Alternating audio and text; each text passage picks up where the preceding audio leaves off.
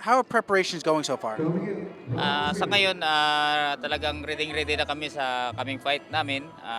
Since January, nag-start na ako ng training. Then sa ngayon, medyo hard na yung training namin.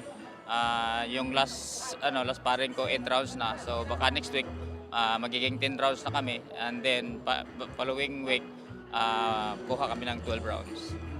Um, Filipino fans have seen this Thai fighter before. He fought Albert Pagara, I believe, at one time. Have you seen much of him? Yeah, nakita ko yung mga laban niya. So sabi nga nung kasama ko na si Albert Pagara, iba-iba na talaga yung galaw niya ngayon. So malaki talaga yung pag-improve niya daw kasi natingnan niya yung mga bagong laban niya. Talagang malaking pinagbago daw ng yung mga kalaban ko. If you win this title, you will be a three-division champion. That is something that's only been accomplished by two other Filipino boxers, Nonito Donaire and Manny Pacquiao.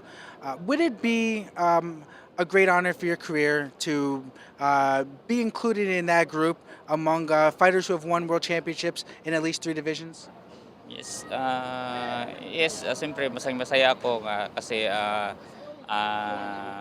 gagawa din ako ng record ko na magiging three times world champion.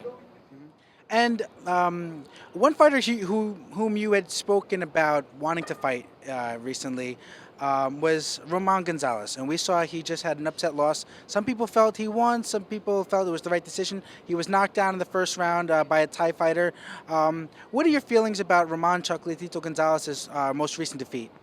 I think siguro parang kulang siguro yung pag-iensayo niya. That's why ganun yun ang niya, yung performance niya. Saka isa pa, nagbe-base din siya siguro sa kanyang coach na namatay. So siguro naepektuhan yung pag-training niya. So umiba yung mga game plan niya. At saka malaking nawala sa style talaga ni Chocolatito. Yes, Chocolatito did have some problems and some distractions heading into the fight.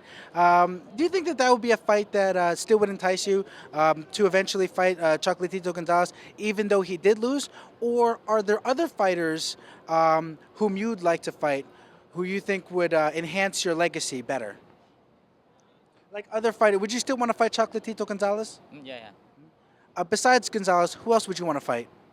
Ah, sa mga champion sa flyweight, like WBA, WBC, and WBO. I want to fight all of them. So you want to unify the division? I want to unify my belt.